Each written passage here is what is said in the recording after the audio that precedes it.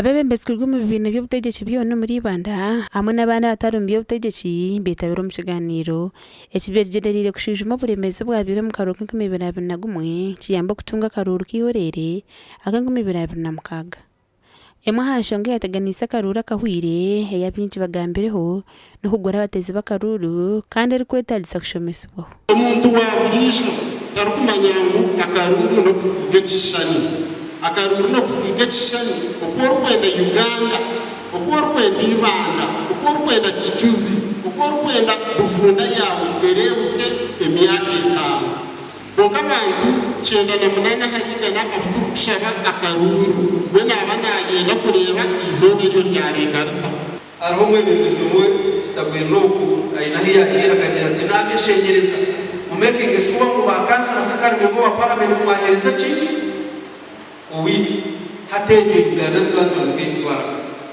Donald Murje aho kibine cya anti uburemeza butira ishongo cyo guteza bururu kandi cyarwe na kinduremo Rubajrango mugwera sayidi Electoral Commission mwamu toterekanize nje akaruruka runo muzezeta ruzone zo kureba. For example, as one was saying, President wanu nimwazi yabira kamuri kungamurebere entaro SBA. As the Electoral Commission, have you made any pronouncement? The good news is that some voters, especially women in rural women, are very loyal. The work was she did that when I said, I'm going to be a child, that was a hotel like a Akaruru. So, Joku, the kind of number of you, as I want to we should build a culture of listening to Ugandans, not listening to an individual. Let Ugandans speak and let the leaders listen to what they have spoken and put into practice what they have decided and what they have said.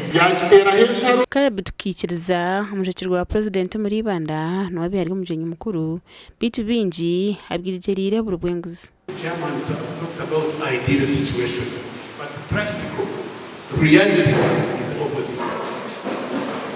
What is killing our country is corruption. To me, I hate corruption. Atuganire iki kitebakanasibwa ba workshop kandi kikoyirwa NBK Star Hotel. Gashoka Timothy Mushabi. Twena habo kubasa kuba